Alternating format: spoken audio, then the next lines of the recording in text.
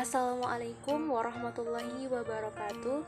Halo teman-teman, kali ini kami dari kelompok 8 mata kuliah Sistem Informasi Manajemen akan membahas tentang bagaimana infrastruktur sistem informasi diperlukan dalam kegiatan bisnis dan pentingnya sistem pengaman sistem informasi di dalam dunia bisnis. Selanjutnya, perkenalan dengan kelompok kami. Kami dari kelompok 8 beranggotakan 3 orang. Yang pertama, saya sendiri, Dini Cahyani, dengan NIM 1816040030 sebagai penyaji pertama. Yang kedua, ada Uma Wahida dengan NIM 1816040001 sebagai penyaji kedua. Yang ketiga, ada Fitri Maidasari dengan NIM 1816040009 sebagai penyaji ketiga. Baiklah, saya Dini Cahyani akan menyampaikan materi yang pertama, yaitu mengenai infrastruktur sistem informasi. Infrastruktur teknologi informasi didefinisikan sebagai sumber daya teknologi bersama yang menyediakan platform untuk aplikasi sistem informasi perusahaan yang terperinci. Infrastruktur teknologi informasi ini terdiri atas sekumpulan perangkat dan aplikasi peranti lunak yang dibutuhkan untuk menjalankan suatu perusahaan besar secara keseluruhan. Namun, infrastruktur teknologi informasi juga merupakan sekumpulan layanan firmware mencakup seluruh perusahaan yang dianggarkan oleh pihak manajemen dan terdiri atas kapabilitas manusia dan kapabilitas teknis. Selanjutnya, yang kedua yaitu evolusi infrastruktur teknologi informasi. Ada 5 tahap dalam evolusi ini. Yang pertama, era mesin akuntansi elektronik pada tahun 1930 sampai 1950, di mana di era ini mesin akuntansi elektronik merupakan komputer primitif yang digunakan saat itu. Yang kedua, era mainframe umum dan komputer mini pada tahun 1959 hingga sekarang. Yang ketiga, era PC, yaitu personal komputer, di mana pada saat itu pada tahun 1981 hingga sekarang pengguna komputer sudah banyak menggunakan komputer desktop. Yang keempat, era klien atau server pada tahun 1983 hingga sekarang. Yang kelima, era komputasi internet perusahaan pada tahun 1992 hingga sekarang. Selanjutnya, teknologi penggerak dalam evolusi infrastruktur. Yang pertama, ada hukum Moore dan kekuatan mikroprosesor, di mana ini menjelaskan peningkatan eksponensial dan dalam daya pemrosesan dan penurunan eksponensial dalam biaya teknologi komputer, melipat gandakan daya prosesor setiap 18 bulan sekali dan menurunkan harga komputasi setengahnya. Yang kedua, hukum penyimpanan digital besar, menjelaskan penurunan eksponensial dalam biaya penyimpanan data yang bunyinya jumlah kilobyte data yang dapat disimpan dalam media magnetik dengan biaya $1 menjadi 2 kali lipat setiap 15 bulan.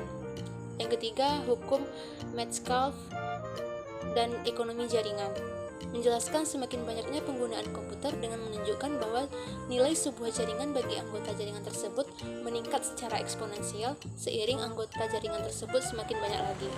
Yang keempat, mengurangi biaya komunikasi dan internet. Turunnya biaya komunikasi dengan cepat dan semakin banyaknya kesempatan dalam industri teknologi untuk menggunakan standar-standar komputasi dan komunikasi. Yang kelima, dampak jaringan dan standar, di mana standar teknologi merupakan spesifikasi yang menentukan kompatibilitas berbagai produk dan kemampuan berkomunikasi dalam sebuah jaringan. Jadi, standar teknologi meluncurkan skala ekonomi yang dahsyat dan menghasilkan penurunan harga karena para produsen berkonsentrasi pada produk yang dibuat berdasarkan standar tunggal. Selanjutnya, komponen-komponen infrastruktur sistem informasi.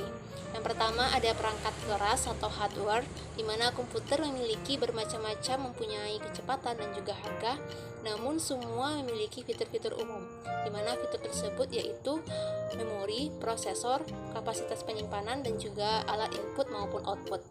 Yang kedua, perangkat lunak atau software, di mana perangkat lunak yang sering disebut dengan istilah program merupakan sebuah instruksi yang diberikan oleh operator komputer kepada komputer yang memungkinkan komputer mengerjakan pekerjaan yang diinginkan oleh programmer. Perangkat lunak ini membuat komputer menjadi alat yang dapat mengerjakan berbagai fungsi dan aktivitas, khususnya dalam mengambil berbagai keputusan. Yang ketiga, yaitu manajemen dan penyimpanan data. Dalam manajemen data dibutuhkan software seperti Oracle, SQL Server dari Microsoft dan yang lainnya yang berfungsi untuk menyimpan data. Yang keempat, jaringan atau telekomunikasi. Platform telekomunikasi biasanya terdiri atas broadband, Wi-Fi, WiMAX, dan radio frequency identification, dan lain-lain. Untuk servernya digunakan Windows Server Linux sebagai sistem operasi lokal area network. Pada saat ini yang paling mudah terintegrasi dengan perusahaan adalah software Linux yang open source. Yang kelima ada internet, yang keenam ada layanan dan konsultasi integrasi sistem, dan yang ketujuh ada sistem operasi. Selanjutnya, dampak infrastruktur sistem informasi dalam bidang keuangan dan perbankan.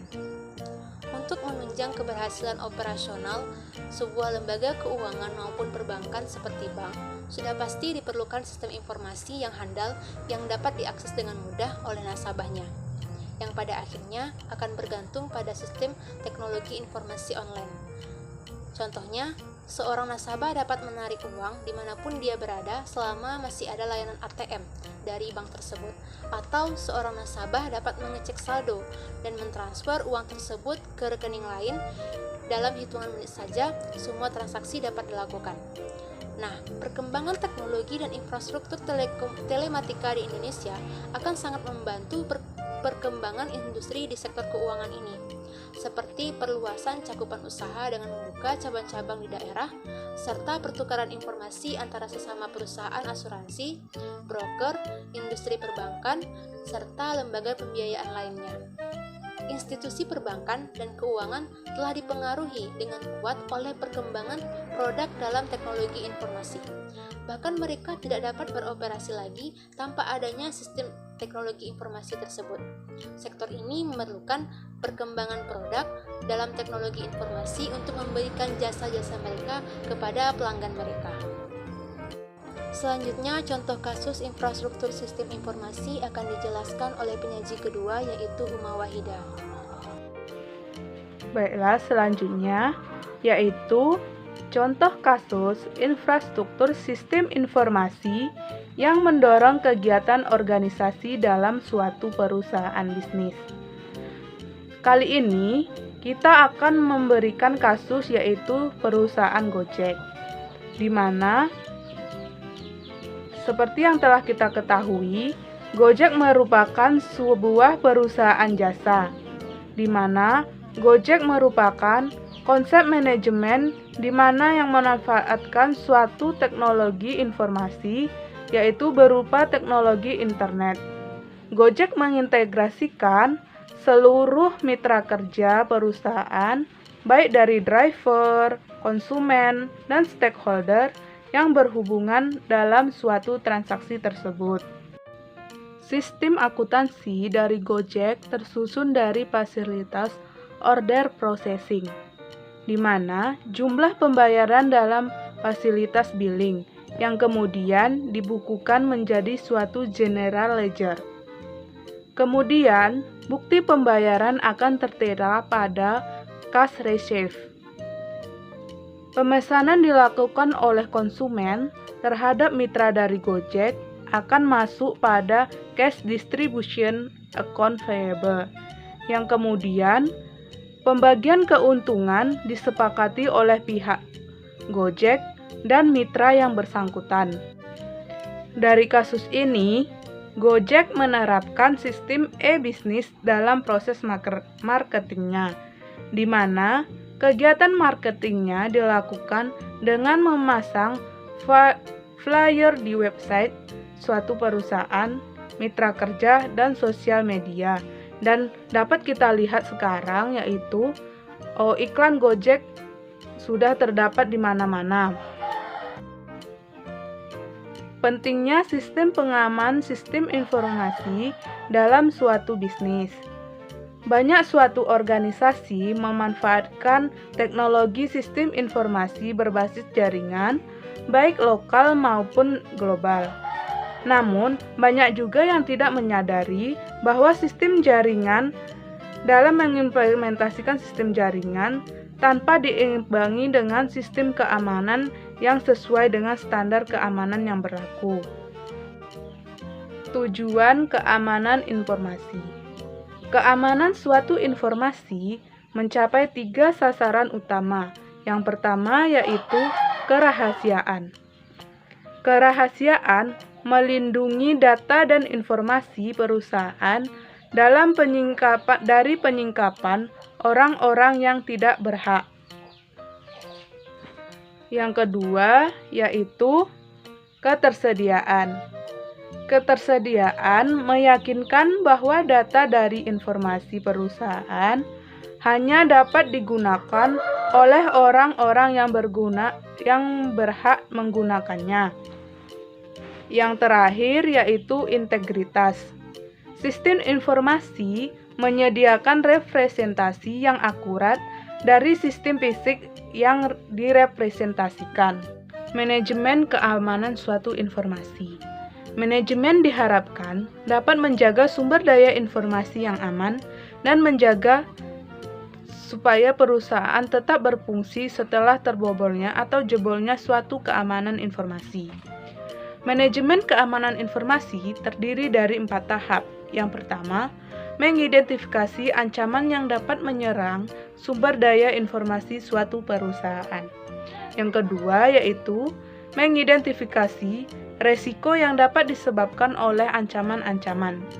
Yang ketiga yaitu menentukan kebijakan keamanan suatu informasi. Dan yang keempat yaitu mengimplementasikan pengendalian untuk mengatasi resiko-resiko dalam suatu sistem keamanan informasi. Selanjutnya, materi mengenai strategi dalam sistem informasi manajemen akan dijelaskan oleh penyaji ketiga yaitu Fitri Maidasari. Nama Fitri Maidasari NIM 1816040009 akan melanjutkan materi diskusi kami yaitu tentang strategi dalam ISM. Strategi dalam ISM ini terbagi menjadi 2 yaitu manajemen resiko. Manajemen resiko ini dibuat untuk menggambarkan pendekatan di mana tingkat keamanan sumber daya informasi perusahaan dibandingkan dengan risiko yang dihadapinya. Manajemen risiko merupakan satu dari 2 strategi untuk mencapai keamanan informasi. Yang kedua, tolak ukur, yaitu tingkat keamanan yang disarankan dalam keadaan normal harus memberikan perlindungan yang cukup terhadap gangguan yang tidak terotorisasi. Selanjutnya, ancaman keamanan sistem informasi. Terdapat 2 ancaman, yaitu yang pertama ancaman internal. Ancaman internal ini bukan hanya mencakup karyawan perusahaan, tetapi juga pekerja temporer, konsultan, kontraktor, dan lain sebagainya. Yang kedua, ancaman eksternal, seperti perusahaan lain yang memiliki produk yang sama dengan produk perusahaan yang kita buat atau bisa juga disebut sebagai pesaing usaha. Selanjutnya, risiko keamanan informasi. Terdapat 4 risiko keamanan informasi.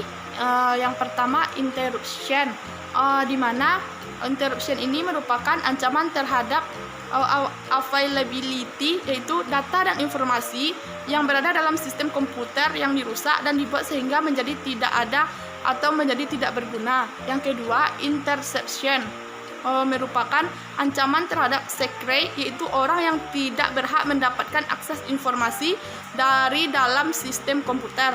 Yang ketiga, modification, yaitu ancaman terhadap integritas, yaitu orang yang tidak hanya berhasil mendapatkan akses, melainkan juga dapat melakukan pengubahan terhadap informasi.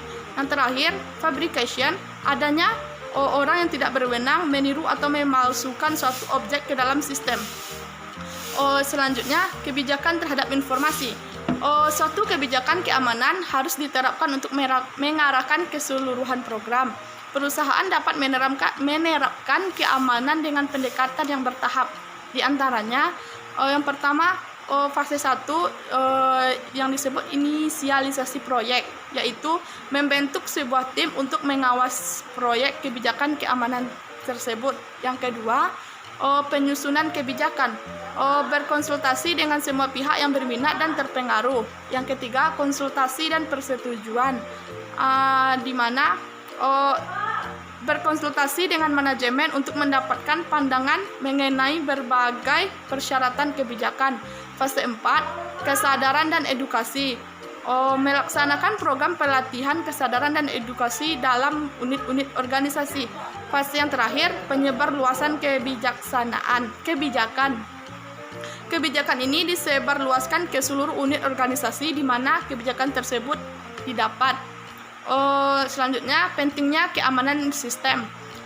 Sistem informasi diperlukan karena yang pertama, teknologi komunikasi modern yang membawa beragam dinamika dari dunia nyata ke dunia virtual.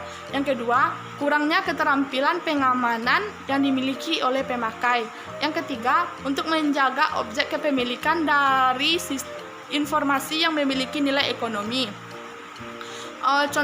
Contoh kasus pentingnya manajemen proyek sistem informasi dalam perusahaan bisnis. Contohnya itu PT Adil Sejahtera yang akan melakukan investasi dalam pengembangan sistem informasi di perusahaan tersebut. Dalam proses pengembangan proyek sistem informasi tersebut, PT Adil Sejahtera membutuhkan dana sebesar 500 juta. Dana ini digunakan untuk membeli perangkat infrastruktur baik hardware maupun software.